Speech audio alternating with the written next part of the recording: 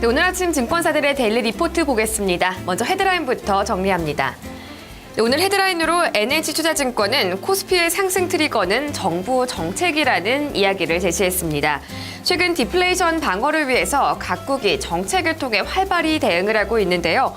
정책 효과를 감안해서 종목을 선택할 필요가 있다는 지적이었습니다.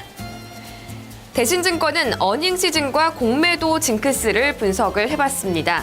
어닝 시즌에는 공매도로 인한 부정적인 효과가 나타나고 그 이후에는 쇼커버로 인한 긍정적인 효과가 반복된다라는 분석이었는데요.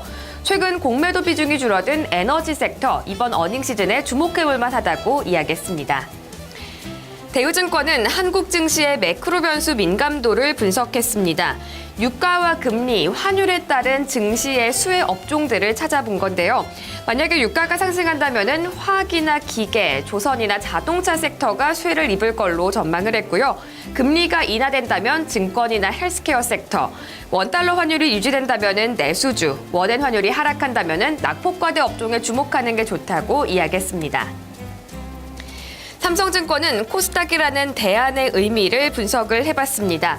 코스닥은 매매에 대안일 뿐이지 투자에 대안은 아니었다, 이런 지적이었는데요. 장기적으로 큰 상승을 기대하기도 쉽지 않을 거라고 덧붙였습니다. 이어서 신한금융투자입니다. 2015년 경제전망 재조명과 시사점 그 첫 번째 편을 제시를 했습니다.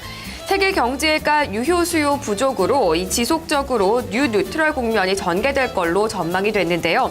이에 따라 투자 자산에 대한 기대 수익률도 낮추는 게 좋을 거라고 이야기했습니다. 유한타증권은 상해지수 급락에 대한 해석을 내놨습니다. 어제 중국의 증권당국이 3대 증권사에 대해서 신용거래 업무를 3개월 동안 정지시키면서 중국의 상해종합지수가 7.7% 폭락을 했는데요. 이 점은 주식시장 안정성장을 도모하기 위한 것이라면서 단기적인 조정은 불가피하겠지만 중장기적인 투자 매력은 여전히 가지고 있다고 이야기했습니다. 아울러 국내 시장에 미치는 영향은 제한적일 걸로 분석했습니다. 하나대투증권은 흔들릴수록 덜 매력적인 주식, 지역별 집중이 필요하다고 이야기했습니다. 선진시장 중에서도 미국과 일본, 유럽 순으로 비중을 늘려가야 한다고 이야기를 했고요. 마지막으로 한국투자증권은 글로벌 ETF, 유럽을 봐야 할 때라고 이야기했습니다. 22에서 시장 예상을 충족하는 양적 완화를 발표할 걸로 전망되면서 1차적으로 유럽 주식의 수혜가 예상된다는 설명이었습니다. 이어서 신규 추천 종목입니다. 신한금융투자가 창해 에탄올을, NH투자증권은 현대산업을 추천했습니다.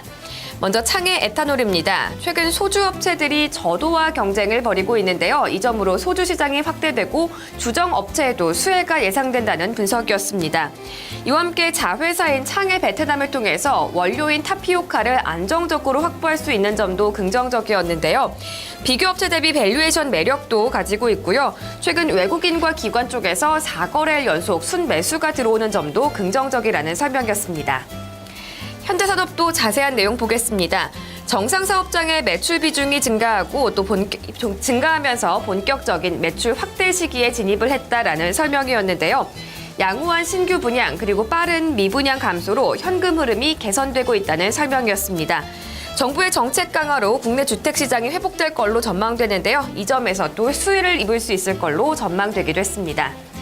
마지막으로 추천 제외 종목까지 알아보겠습니다. 신한금융투자는 종목 교체를 이유로 다우기술을 제외했고요. NH투자증권은 외국인 수급 악화에 따른 변동성 확대를 이유로 LG하우시스를 제외했습니다. 지금까지 증권사들의 데일리 리포트 살펴봤습니다.